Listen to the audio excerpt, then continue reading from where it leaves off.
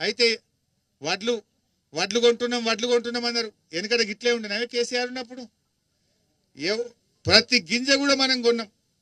నేను ఇవాళ రాంగా ఆడ ఆగినాం. నిల్విడి అనే గ్రామం, మందాపూర్ మండలం నిల్విడి గ్రామం దగ్గర ఆగినాం. వడ్ల కొనుగోలు కేంద్రం వెళ్ళి రైతులతో మాట్లాడినాం. ఆ రైతులు ఏమంటున్నారు, లక్ష్మయ్య అనే రైతు సన్న రకం వడ్లేసిండట.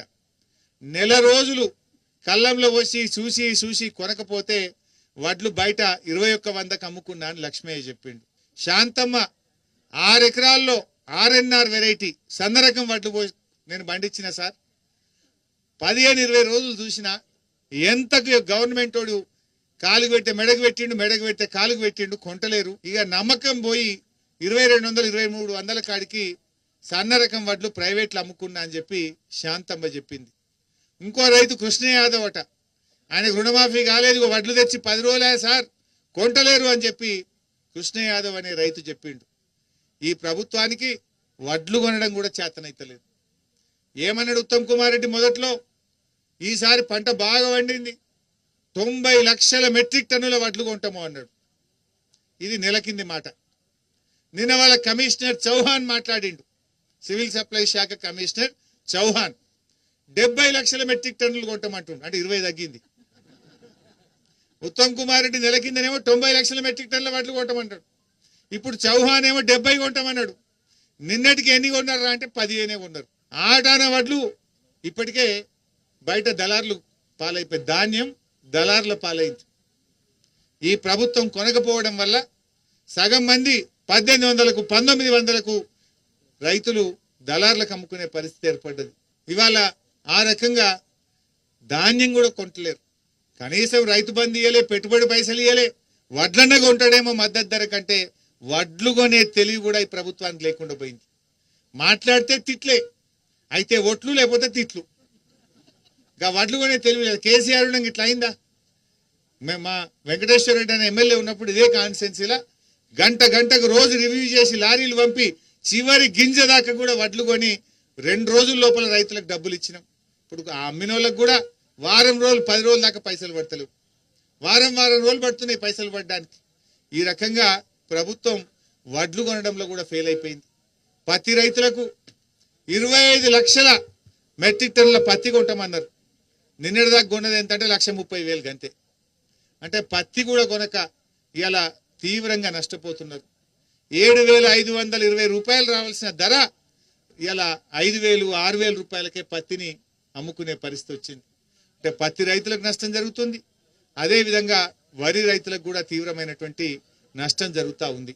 అంటే ఈ ప్రభుత్వం అన్ని వర్గాలను కూడా మోసం చేసినటువంటి పరిస్థితి ఉంది.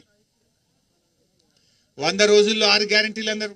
ఇవాళ వేములవాడకు పోయిండు. మళ్ళా తిరుగు మంచిదే, కానీ తిరిగిన గాలి మోటార్లు కాదు, భూమి మీదకి వెళ్ళి తిరుగుతారా. ఆ భూమి మీదకి వెళ్ళి పొంగ వడ్ల కల్లాలకు పోయి వడ్లు కొన్నరా లేదా, బోనస్ పడుతుందా లేదా అని అడుగు.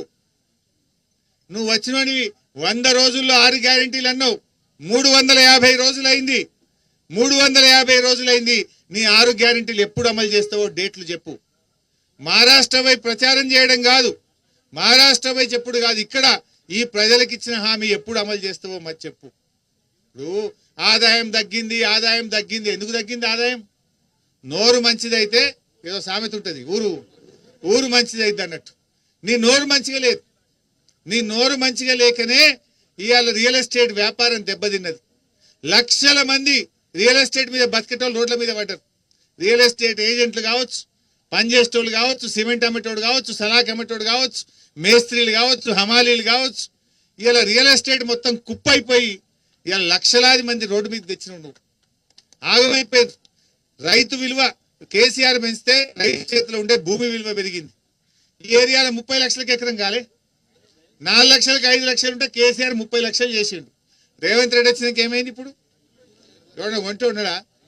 ఎవరిని అడిగేటో ఉన్నాడా? 10 లక్షలు తగ్గించిండు. ఈయన వచ్చిన తర్వాత పడిపోతుంది. అంటే నీ నోరు మంచిగా లేదు. ఈయన ఏదో మూసి మంచిగా చేస్తా అంటే మొన్న చెప్పిన, మూసీ నది మురికి కంటే నీ నోటి మురికే ఎక్కువ ఉన్నది రేవంత్ రెడ్డి, ఫస్ట్ నీ నోరు కడుక్కో అని చెప్పిన. మూసీ మురికి కంటే నీ నోటి మురికే ఎక్కువ ఉన్నది. నీ నోరు చక్కగా లేదు. నోరు మంచిదైతే ఊరు మంచిదైతే అనే సామెత వట్టిగా పుట్టలే. నీ నోటి తీట వల్ల, నీ నోటి మాటల వల్ల ఈ రాష్ట్రం నష్టపోతా ఉంది. నువ్వు మాట్లాడే పిచ్చి మాటల వల్ల ఈ రాష్ట్రం నష్టపోతా ఉంది. కేసీఆర్ ఉండగా 10 ఏళ్ళు పైకి పోతుంది ఎట్లా తెలంగాణ? నువ్వు రాగానే ఏడాది లోపల ఎందుకు వెనుకపోయింది 10 ఏళ్ళు తెలంగాణ?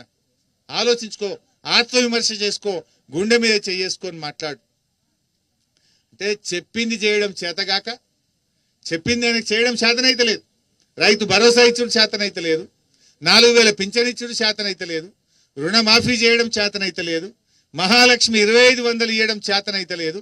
చెప్పింది చేయడం చేతగాక కేసీఆర్ గారి పైన కుసంస్కారంగా నోటితో ఉచ్చరించలేని భాషలో ఆయన మాట్లాడుతూ ఉన్నాడు. అంటే అంత సంస్కారహీనంగా ఒక ముఖ్యమంత్రులు మాట్లాడరు. మాకు మాట్లాడరాక కదా, అంతకంటే గట్టిగా మేము కూడా తిట్టగలుగుతాం రేవంత్ రెడ్డి, తిట్టలేక కాదు కదా. కానీ మాకు సంస్కారం ఉంది, మాకు కొంచెం పద్ధతి ఉన్నది.